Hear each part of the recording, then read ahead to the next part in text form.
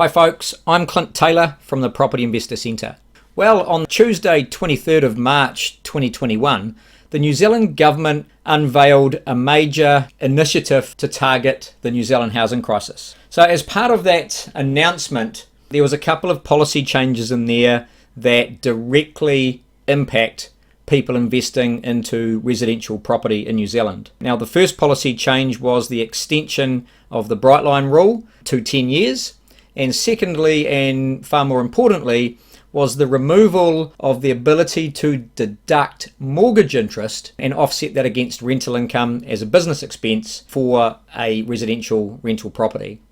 So as soon as this announcement was made by the government, within minutes we were fielding a number of phone calls and emails from concerned investors worried about how these new rules may affect their investing moving forward and how it would impact their properties they hold in their current portfolio. So straight away, we rallied around with our contacts and arranged a live webinar within a couple of days after the government announcements. So the following video is a recording of that live webinar. So we'll jump on into it now. In order to respond to the housing crisis, this week, New Zealand government announced it's going to expand the Bright Line test from 5 years to 10 years, and also it's going to phase out the interest deductibility.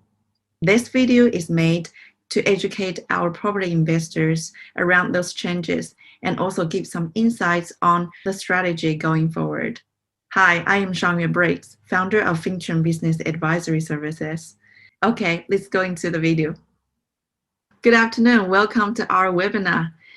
Whew, what a week. I don't want to admit it, but on Tuesday when the government announced the new rules, I was a little bit panicked.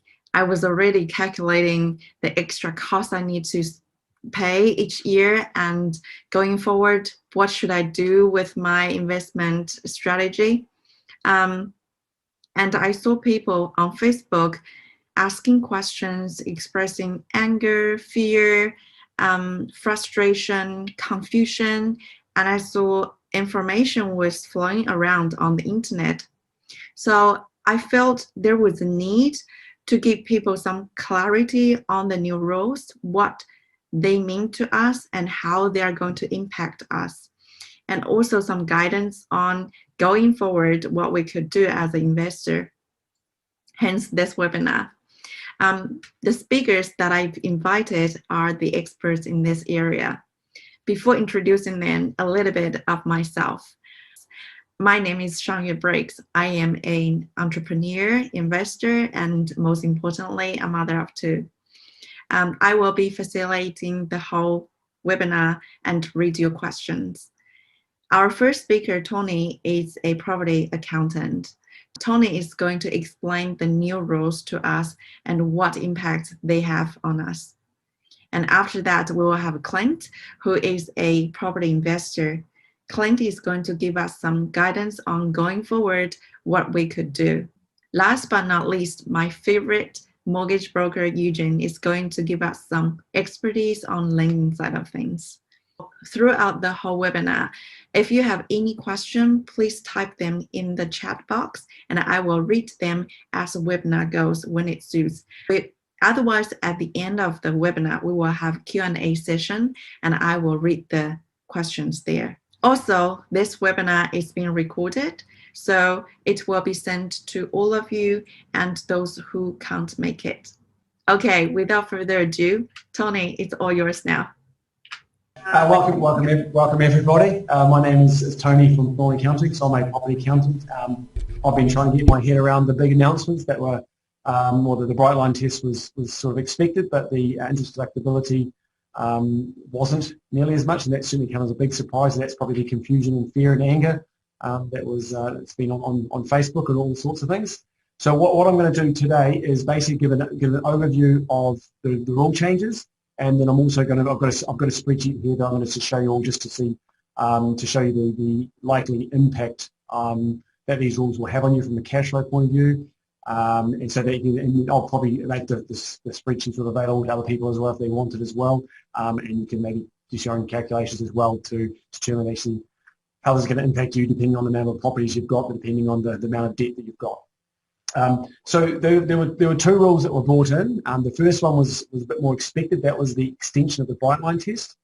So that test there is if you buy a previously if you bought a residential rental property and you sold it within 5 years of purchase, you'd pay income tax on any gain you made. So the idea of the new rule is that has been extended out to 10 years.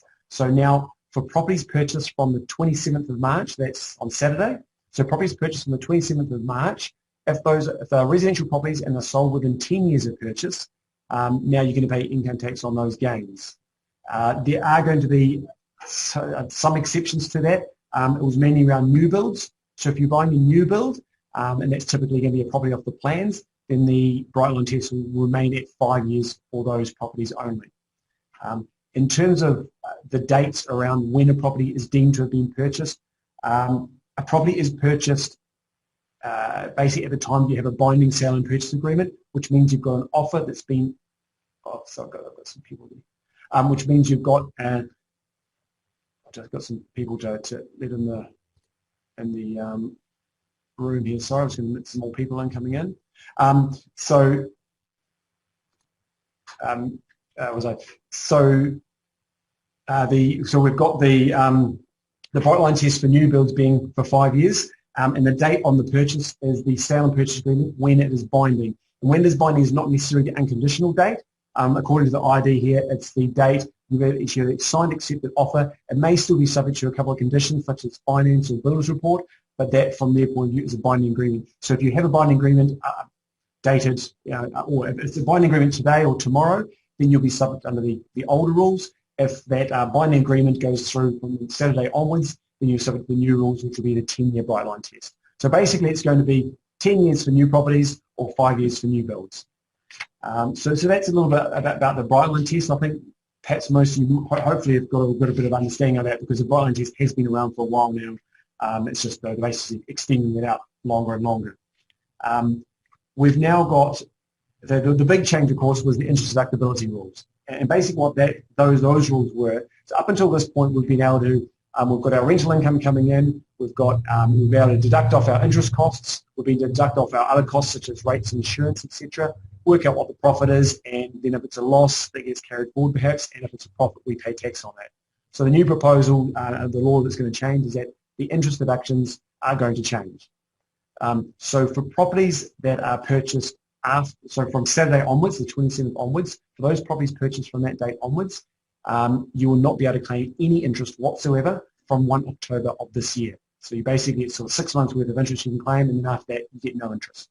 For existing properties, properties that you already own, what they're going to be doing is you get full interest claim until the 1st of October this year, and then from the 1st of October for over the next 3.5 years at that point, they're going to phase out the interest until after basically 4 years from now, you will cease to have an interest claim. So basically existing properties are allowing a 4-year transition period where it gradually comes down, and for newly purchased properties, you're going to get no interest deduction at all from the 1st of October. So the way they are phasing it out for existing properties is you get full interest claim until the 1st of October, and then for 18 months from the 1st of October this year until the 31st of March 2023, you get 75% of what you'd normally claim, and then the following year it's 50%, the following year 25%, and the following year 0% of what you'd normally claim. There is talk about exemptions for the Brightline, for new builds around this as well.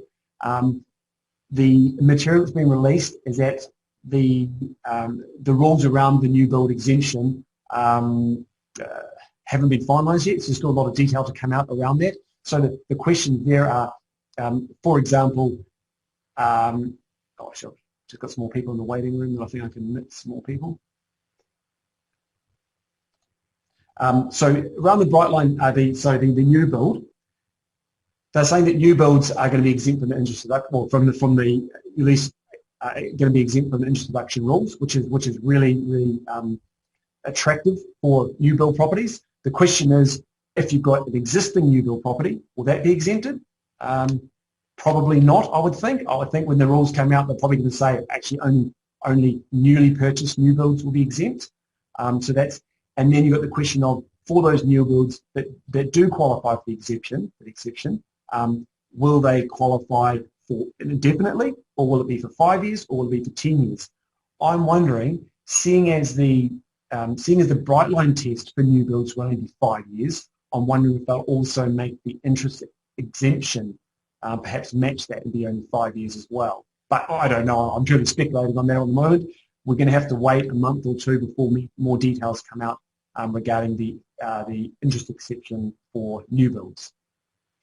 What I want to discuss right now is mainly along the lines of how it impacts not so much future properties, but I want to know the impact on current properties that currently have, clients that currently have properties, and see what the impact on that is. So I'm just going to try and share my screen here. I'm just going to share screen too. So hopefully you can see the spreadsheet that I've got there. Can you just give me a nod there if you can see my screen? Great. Okay. So you can see the spreadsheet there. So what I've got here, I've got in the year ending, the first column is the year ending 3rd of March 2021. That's obviously the current year just about to finish, and that is all subject to the existing current rules that we've got. So I've just got a hypothetical example here of a property that's rented out at $500 a week.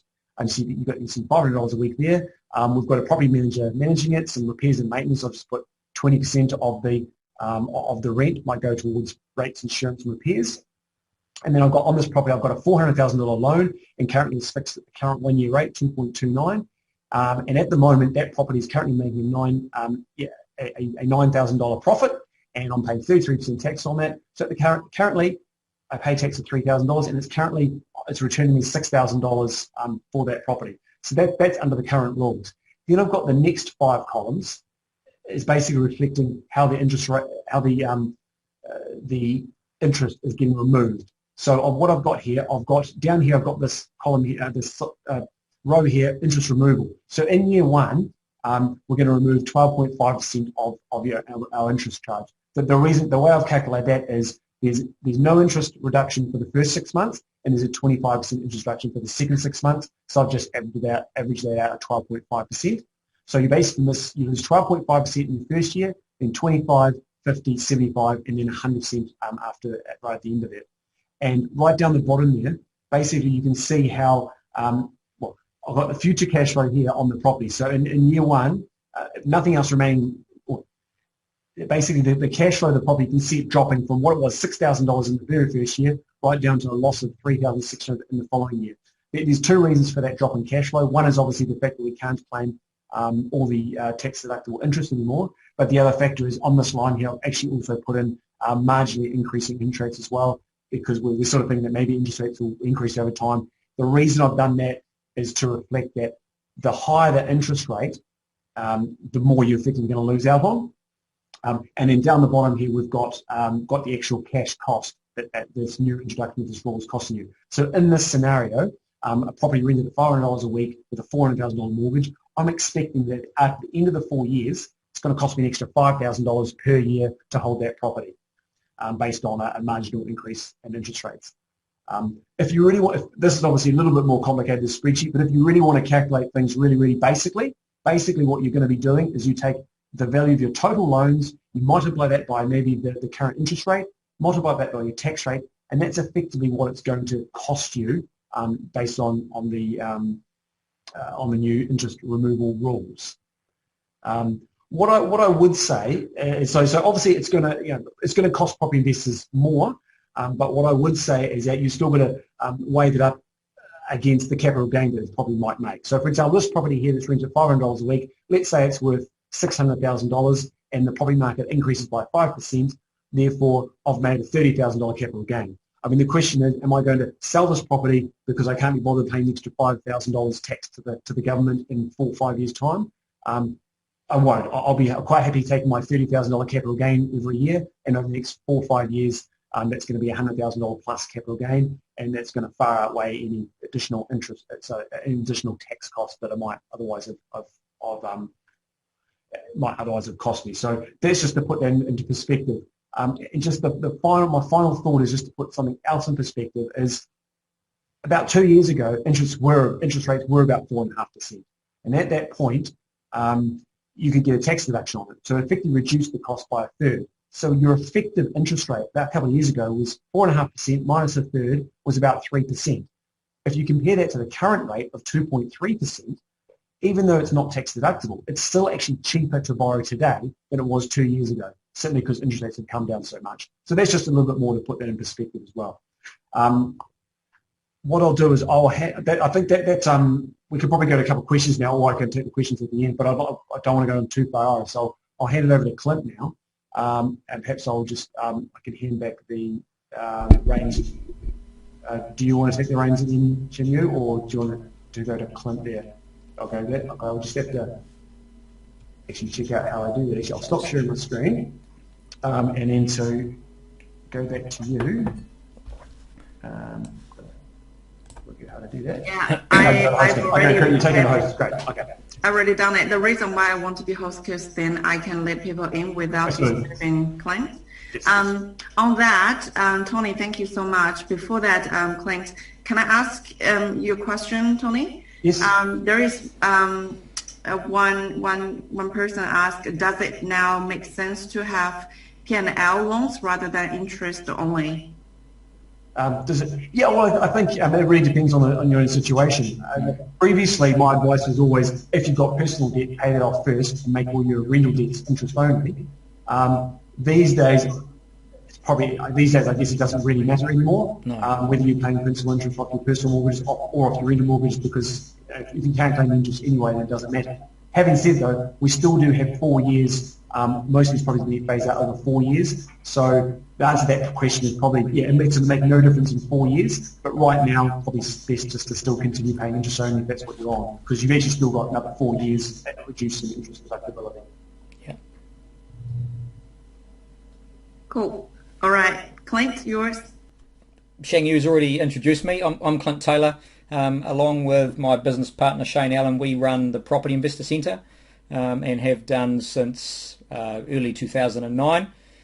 Prior to that, I've been in the property game for about 20 years, maybe just over 20 years.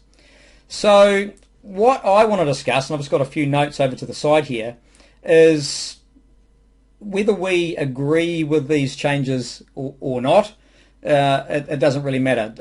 It doesn't really matter what we think of them. You know, we can moan and groan all we like.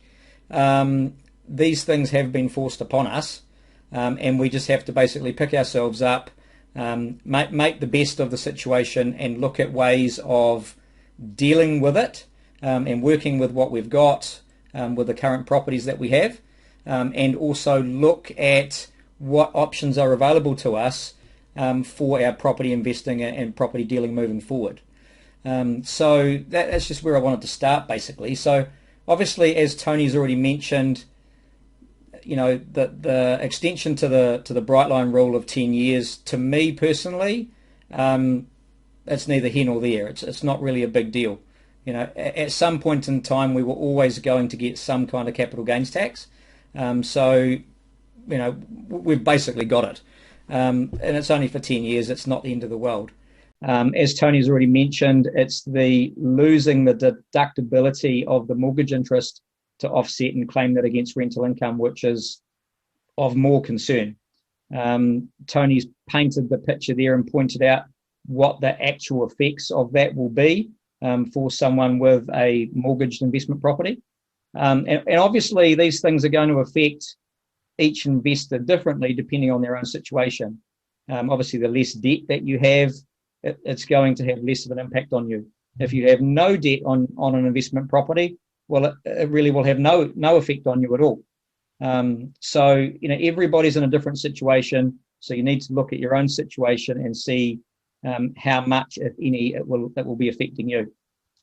Okay, so the other thing is higher yielding, more positive cash flow property, which is the type of stuff that both myself and Shane have always invested into, where we've got stronger yields, much stronger cash flows, where we essentially get a cash flow surplus where the rental income is over and above all of your expenses to own the property. That basically puts, you know, a positive cash flow investor in a better position to be able to cope with any sort of changes. And in this case, a change to policy where we're going to have some extra expense. So, that's one thing that is really important, and it sort of screams out to me, is that a lot of people who have been more, speculative type investing, solely looking for capital gain, and haven't focused so much on the yield and the cash flow, these changes may be more of a problem for an investor like that. So that's one of the things when I get back to looking at what we can do to cope with this and deal with this moving forward with our existing portfolio.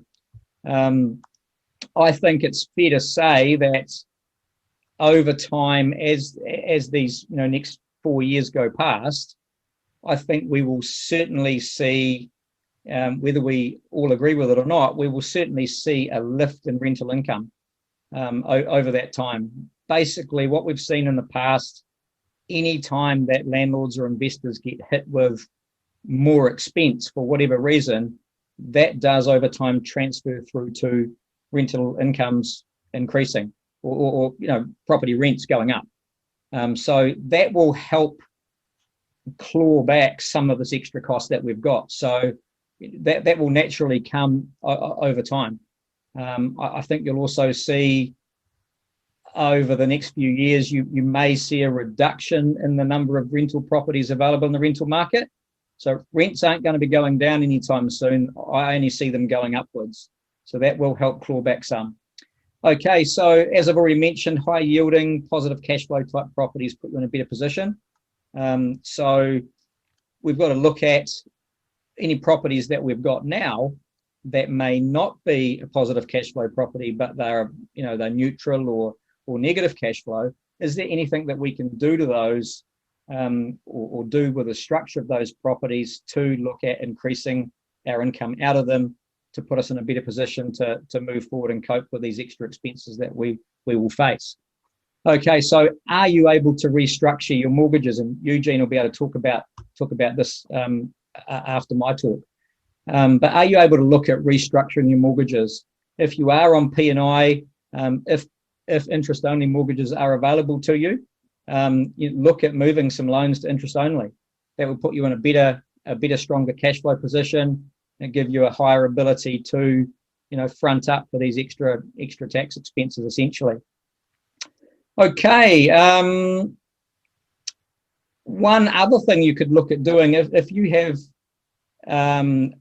multiple properties and you've looked at your situation and you've decided that it's going to end up costing you more than you can find, or more than you are prepared to pull out of your own pocket, or you're just not able to do that, you could look at bringing your, the old age sort of retirement strategy with property was to, when you get to a point where you want to look at retiring, a lot of people look at selling off a portion of their portfolio, or selling off potentially half of their properties, using the funds they generate from that to pay down the debt on the remaining properties that they own. And then now you own half the number of properties that you did, potentially, but with no debt. So if you have no debt, you're in a much stronger, cash flow position than what you were prior. And this new non-deductibility of interest policy won't affect you anymore if you have no debt. So that's one thing that you could look at doing. If you own multiple properties, you've owned them for a while, you've had some good capital gain, you could look at selling some off and repaying debt on the existing properties that you retain ownership of. And you've got to remember, as Tony's pointed out, we've got a bit of time. So, we're not losing the entire deductibility straight away. It's going to phase in over time. So a little bit of time to work these things out, and then look at getting ahead of it if it's going to be a problem for you. Okay. The other thing that you can look at doing is you can look at implementing another strategy to run alongside your buy and hold property investing that you've been doing up until now.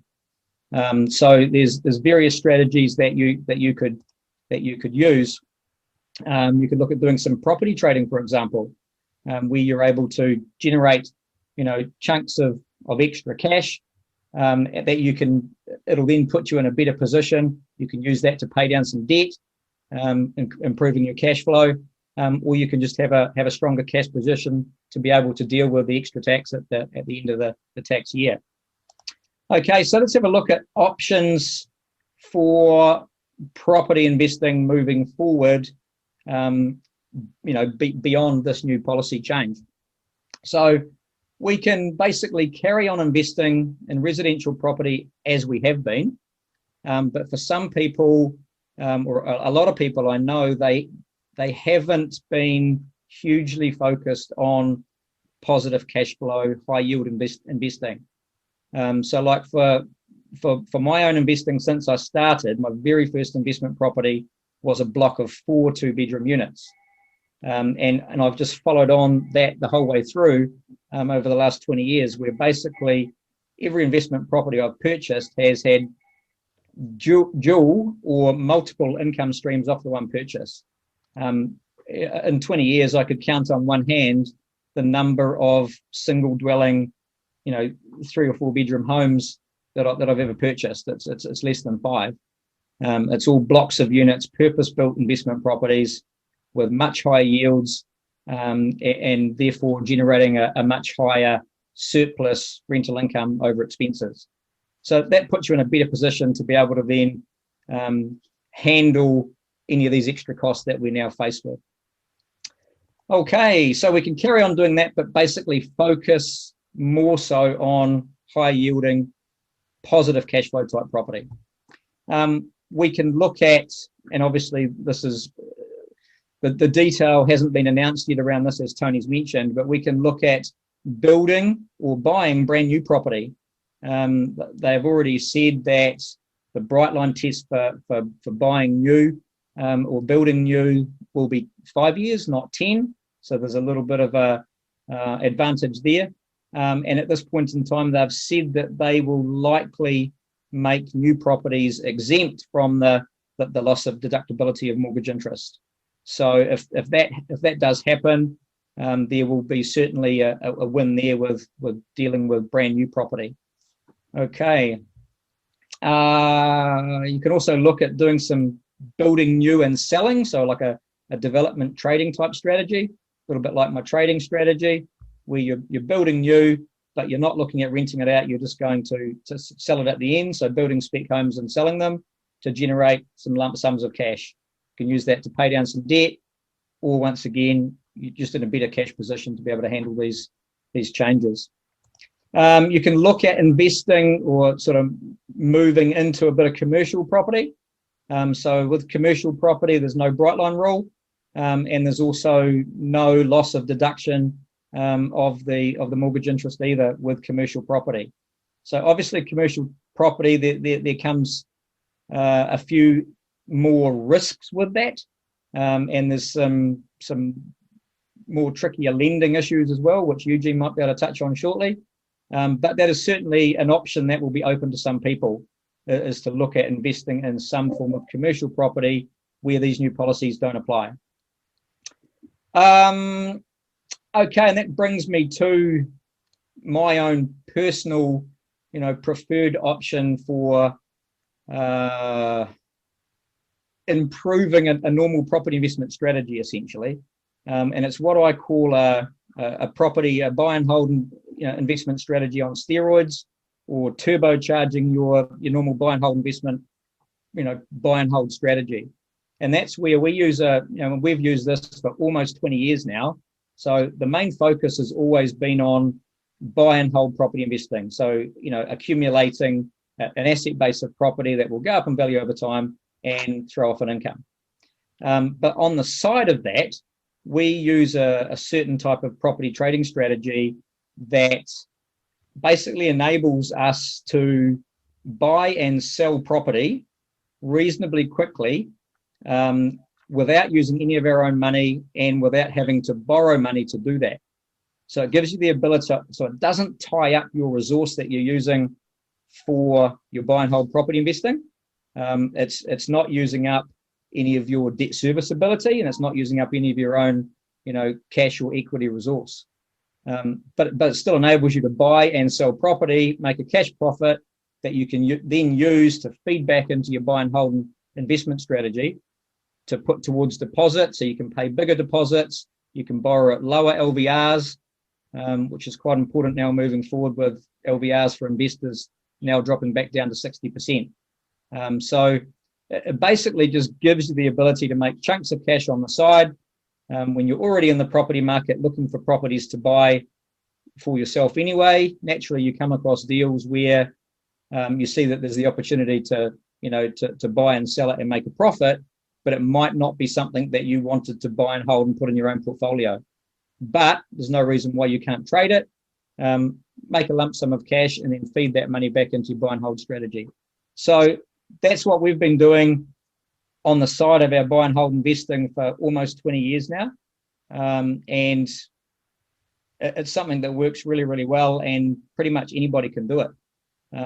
So that's a strategy that we've been using. When LVRs first dropped to 60% for investors a few years ago, that strategy became really important because, a lot of people were moaning and groaning that they were finding that they couldn't move forward at the same pace that they were when they were able to borrow at 80%, and now they could only borrow at 60. It really slowed them up. They couldn't do as much as quickly as what they were doing before. But if you've got the ability to make extra chunks of cash that you can pump in and increase your deposit amount so that you could quite happily borrow at 60% and still move forward.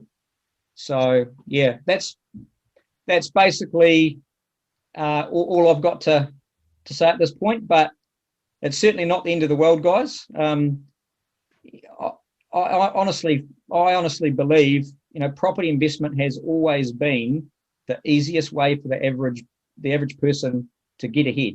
The average person working a job, property investment has always been the easiest way. It's easier than business. It's much easier to understand and get your head around than other things. It's far more secure than the likes of the stock market, and you actually have control over it. None of that has changed, and none of that's going to change moving forward. Sure, it might be seen to be a little bit harder, or deemed to be not quite as lucrative because we're having to pay out an extra expense, but it's still by far the easiest way for the average person to get ahead in life. So yeah, alrighty, that's me. Thanks, Clint. Julie is asking, Clint, can you give an example of that boost, please? Example of the property trading strategy? I assume it is, because yes. Yep, I sure can. So I'll just give you I'll give you a rundown quickly on a deal that we did. So essentially, it's where you see a property advertised. We generally tend to deal with multi-income type properties because most people don't understand how those properties get valued. So they don't get valued based on comparative sale of other similar properties. They get valued based on capitalization of the annual rental income. And most people don't have a good grasp of how that actually works. It's actually really simple, but a lot of owners of those properties even don't fully understand it. So that creates an opportunity where they end up underselling a property for less than what it really should have sold for. So all we're really doing is we're getting a property in contract. We don't own it.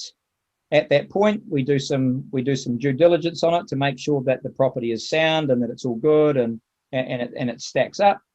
And we get evaluation and rental appraisals and all of that, building inspections, etc. We don't own the property.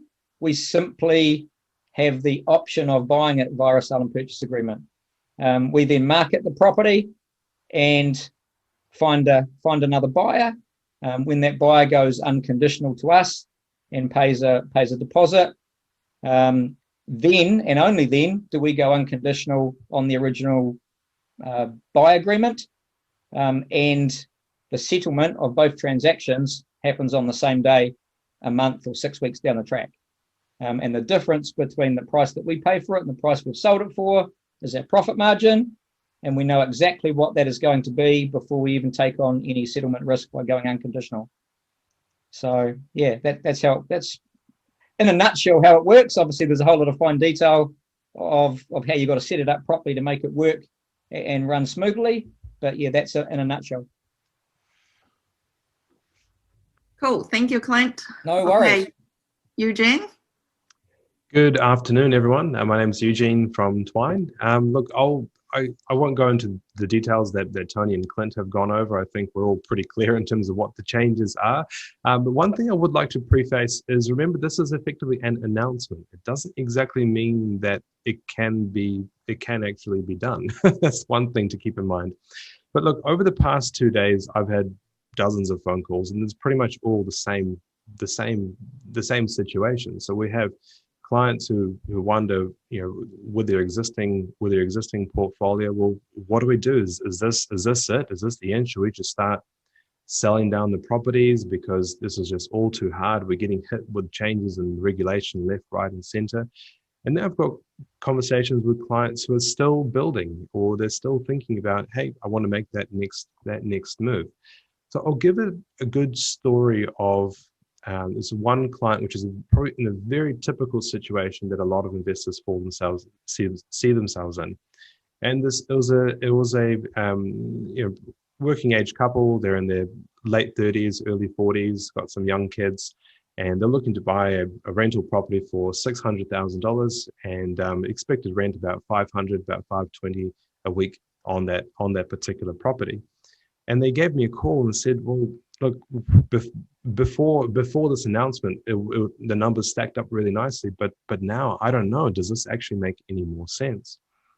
And the one thing I basically said is, you have to keep in mind to change the perspective of what is this change. Even if we assume that the government can actually pass this into law, effectively it is a tax on your interest rate for a specific use case of a property at your marginal tax rate. So for example, if the interest rate's currently 2.29%, it's basically the same thing as you paying 3.05%, just as Tony had mentioned earlier. And based on those numbers, yes, that reduces the yield. And actually, when you're accounting for expenses, it puts you into a negative, or into a slight negative net yield afterwards.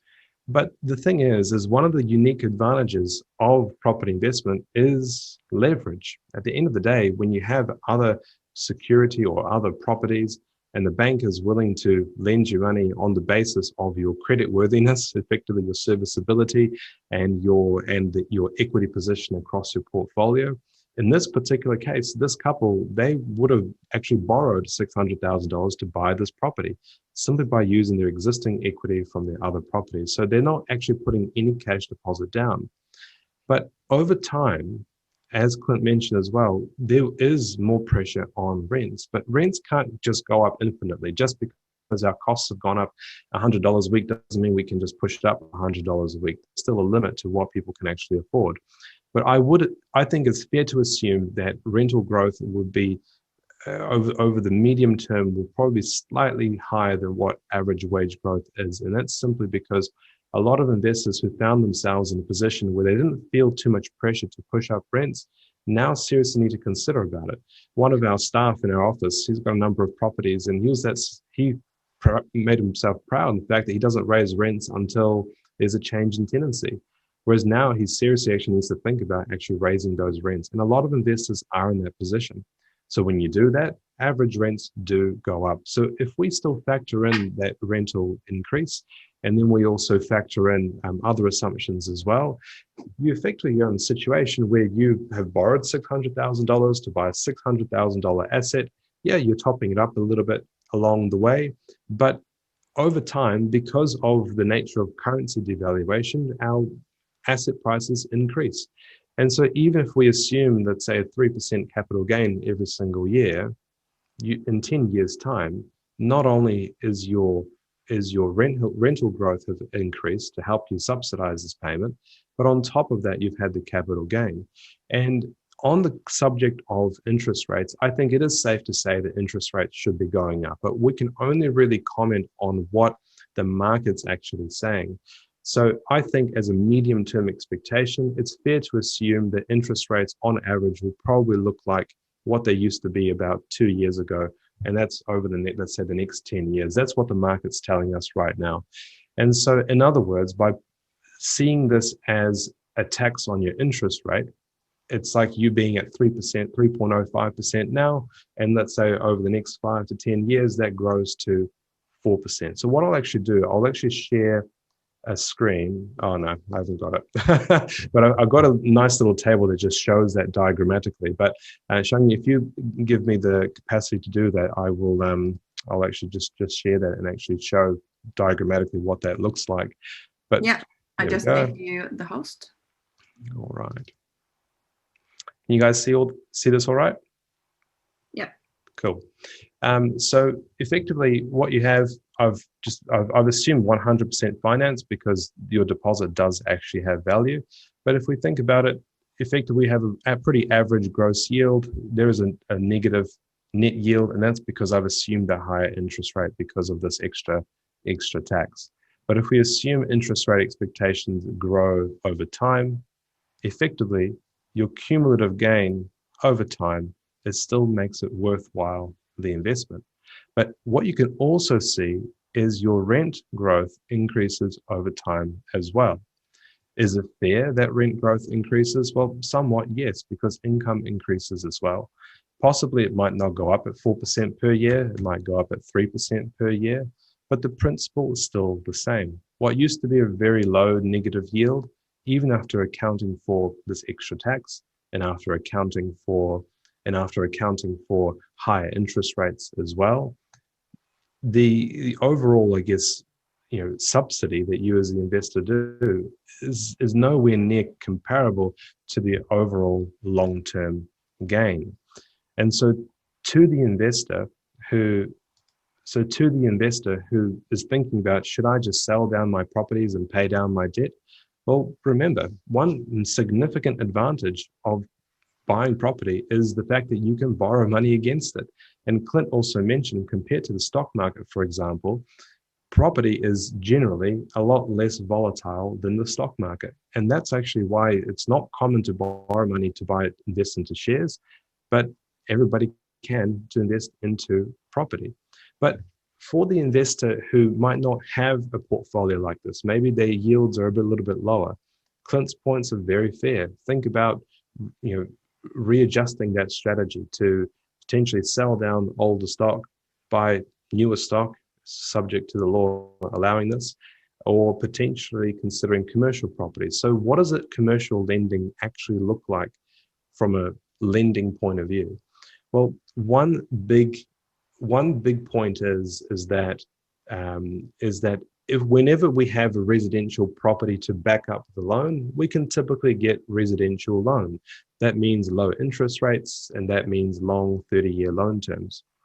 However, if we need to rely on the commercial property as a security, the lender's quite careful about the type of property. So the lender looks at what its seismic rating is. That's very relevant.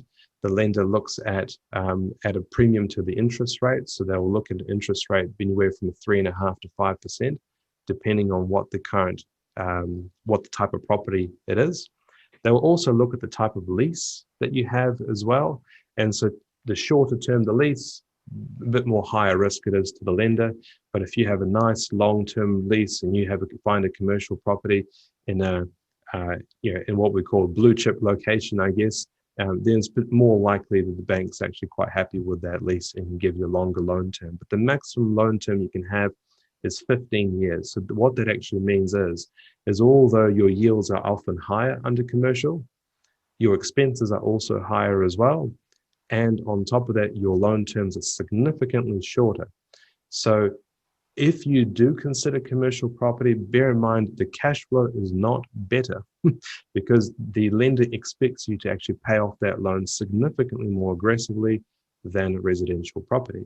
So what that means is, for the investor who has a larger amount of residential equity, you can actually consider using that to back up the purchase of a commercial property.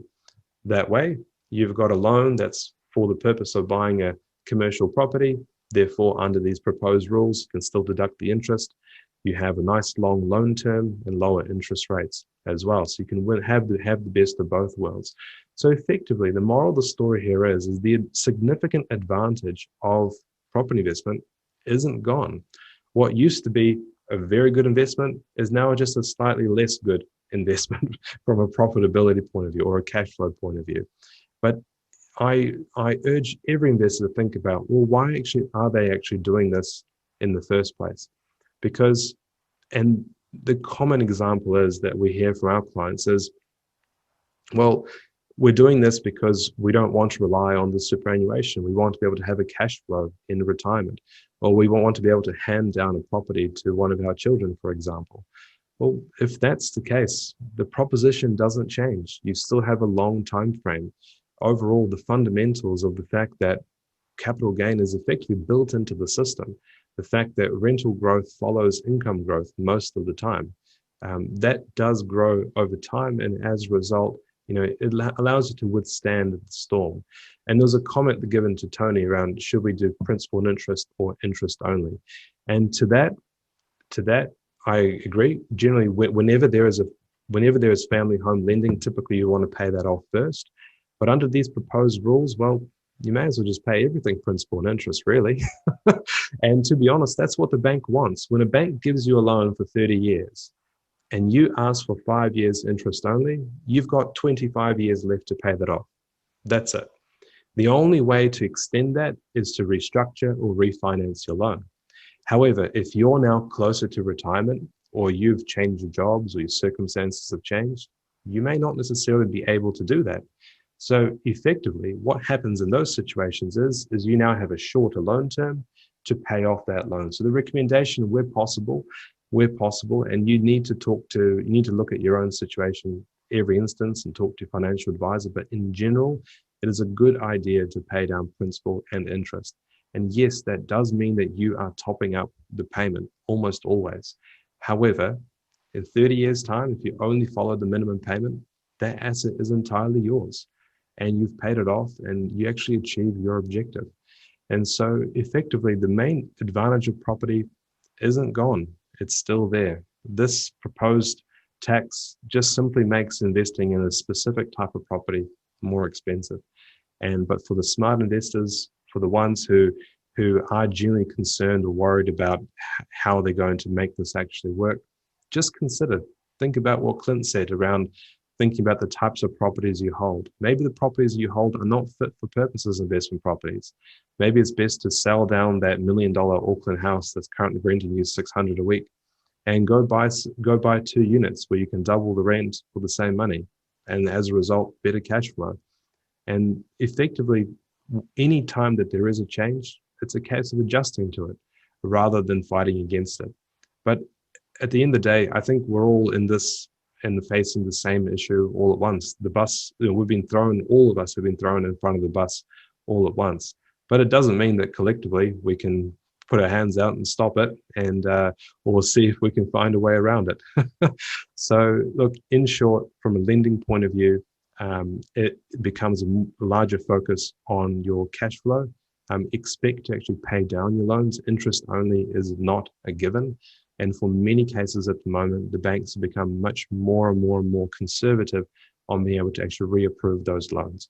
I'll give you one example, which we've had a number of clients in this situation before, where let's say they originally had a loan for 30 years, they had it 5 years interest only, they rolled it over again because maybe the bank let them at the time, but now that 30-year term went to 25, then to 20, and then maybe to 18, and then all of a sudden, if the circumstances have changed, one party has lost their job or whatever other circumstances have changed, all of a sudden, you now have a much shorter term to pay off those loans.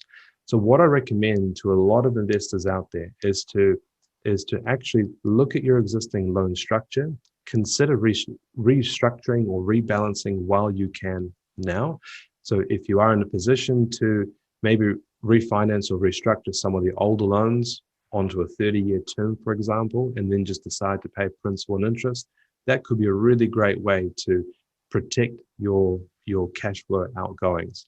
And that's the main focus, because if you look at the benefits over a 5, 10, 15, 20-year term, that's where the real gains are. But if you look at it over a short term, it looks pretty painful today, but in the long term, it's pretty good. So I think I'll probably leave it there before kind of going into too much detail on I guess the lending side. But welcome to ask questions, and I'll hand that back to you, Changi. Yeah, thanks, Eugene. I'm just scroll down all the questions. So there is one from Martin. We bought a new build last year. It is being used as a show home for 2 years by the tenant, bracket a building company. In terms of the new rules, does it make any difference that no one is actually living in the premises? No, absolutely not. So we still don't actually know how the law will be written, because the government actually doesn't probably know if they can pass it. But anyways, we don't actually know the details of how they'll treat new builds. But if you keep your property vacant, you still need to pay interest, because when you actually sign the sale and purchase agreement on that property, there is a box that you tick. What is the purpose of this property? And you'll need to say, it would have said it's an investment property.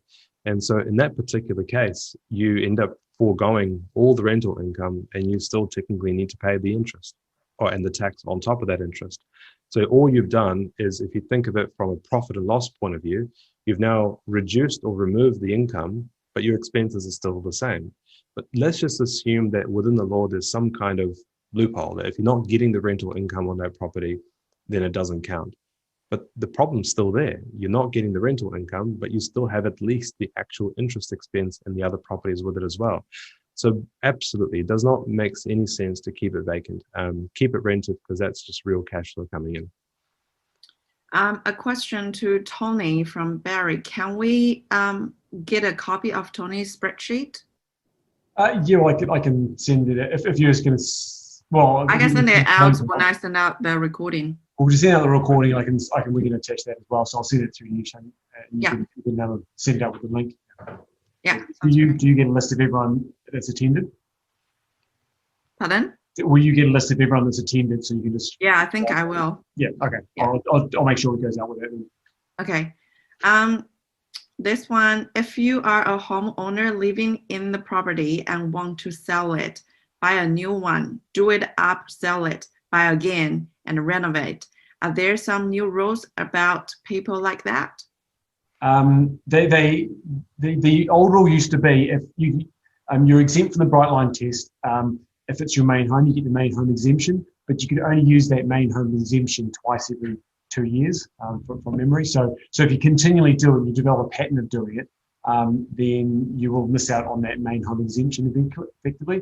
They have also, under the new rules, they have actually changed them a little bit as well, where they actually look at they'll now look, because it used to be if you just used the home for the majority of the time as your main home, then you get the exemption. Where they're now looking to change that, because they found it was unfair. Like, for example, let's say you own a property for 10 years and you lived in it for 6 years and rented out for 4, because that was the majority of the time. You would, sorry, it's probably a bad example. So let's say you sold it within a new 10-year period. So let's say you bought a property, you rented out for let's say you rented out for 4 years, and you lived in it for 5 years. Because you've lived in it more than you'd rented it out, then you got the main home exemption. Whereas in the example, if you rented it out, say you rented it out for 4 years and lived in it for 3, because you'd rented out more, theoretically you're taxable on the whole lot. And they didn't like the fact that was quite unfair, because they thought, well, if you've lived in it for 3 or 4 years, then you should get the main home exemption anyway, even if it wasn't the majority of the time. So they just changed the rules to do an apportionment type basis as opposed to just the majority use. But the rules will still apply, where you can only use the main home exemption only a certain number of times over a certain period, usually twice over a 2-year period. Okay. Don is asking, does this new rule apply to the properties registered as a company? Yes. It doesn't matter what entity you're owning these properties under, personal owned trust, company. It's all to do with just whether it's a residential property. This one from Richard, I think this one is from to Eugene. Under the existing, if refinance to another bank without changing entity with additional loans, does the interest phase out continue to apply? It's a good question. Probably Tony's better to answer that one. Yeah, I can answer that one. Yeah, there is, if after the 27th of March, if you are borrowing additional funds for improvements or renovations and like that, the interest on the additional funds will not be taxed at all. So from the 1st of October, even though it's an existing property, the lending itself is deemed to be new, and therefore you get no interest deduction on that. It's a little bit unclear if it's a straight refinance. The example in the ID documents is specifically referring to when you borrow additional funds for improvement. Where it's a refinance like for like, if you're not increasing the amount of lending, it's a little bit more of a grey area. I can't see any clear evidence which way on that one. So that hopefully will get a bit more ironed out when they do a bit more consulting on this. Yeah, if we go by how other rules have been put together around things like refinances, if we look at, let's say, the Reserve Bank dollar for dollar refinances, there are exemptions like this. So at the end of the day, the rules that as presented now are very, very light on detail. So a lot can change, and it could be very different to how we see them at the moment. Because at the end of the day, they actually might not be passed the way that we expect them at the moment. I think there's a bit of wishful thinking there, Eugene. I tend to be on the optimistic side. Yeah, very much so, yeah. Even with my interest rate predictions. Okay. There's another one. With more landlords selling up and therefore increasing supply, will this then stop rents increasing? And also, I think maybe also we can ask, will this also stop the housing price increasing as well? Okay, well, where you go, Eugene? No. So if more rental stock is sold, there is still more demand for rental property. So if you now all of a sudden if you think of them as different economies, there's the buying economy, then there's the renting economy. In the renting economy, if you now have less rental stock, you now have more people actually looking for less rental stock. So if anything, there's now more competition. How much more rents can go up? I don't know. That's still limited by income. But if anything, rents don't go down because of that. It's the other way around. Yeah, definitely. Cool. I'm just conscious of the time. I think we will end here. I hope this has given you some clarity on the new rules and also some guidance on going forward what you need to do. We still have quite some questions that we haven't got a chance to answer, but I think what we can do is that we'll answer that off the line, and when I send the recording to everyone, I can send the answers to all of you as well. All right, everyone, thank you very much for joining in, and have a great rest of the day.